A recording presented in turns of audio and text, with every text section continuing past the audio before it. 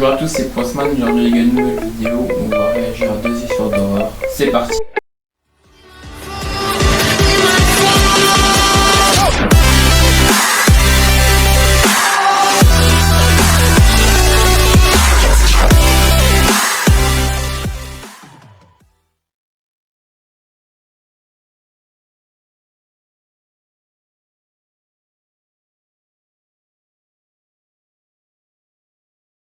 La première histoire, c'est celle de Claire.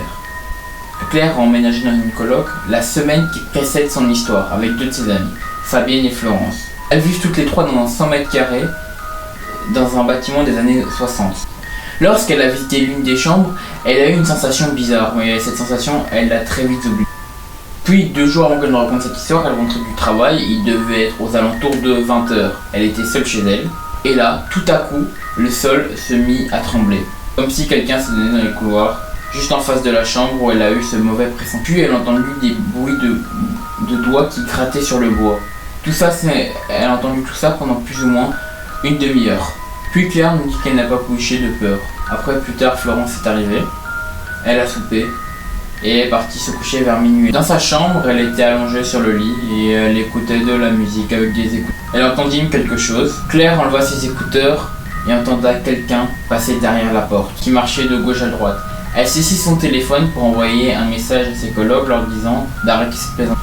Mais ses 2 colocs lui dirent qu'elle ne se trouvait pas dans l'appart, à la porte, et encoche silencieusement la poignée, en sachant que son lit est juste en face de la porte. Après, Fabienne rentre dans l'appart et allume le lit. Et Claire se met à hyperventiler, puis éclate en sanglots. Puis Florence est rentrée, elles ont toutes les 3 essayé de trouver une explication rationnelle à tout ça. Depuis lors, elle dort sur le canapé avec la lumière allumée. Et elle n'a plus jamais entendu de bruit. C'est un esprit? Est-ce un intrus? Ou est-ce une mauvaise blague de ses colocataires? À ce jour, nous ne savons encore rien. Prochaine histoire.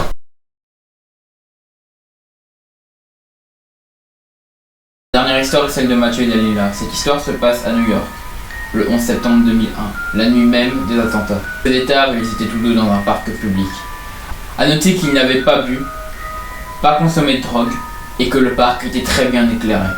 Et 5 minutes après, ils virent un homme, un grand de plus ou moins 1m80, sous un lampadaire qui les regardait. L'homme était face à eux. Mais ce qui les effrayait le plus, c'était que l'homme n'avait pas de visage. La tête de cette personne était vide. Puis de la brume, et l'homme disparut. Aujourd'hui, nous ne savons toujours pas qui est cet homme, ou même cette chose. Et c'est la fin de la vidéo. N'oubliez pas de liker, de vous abonner et de partager. Au revoir.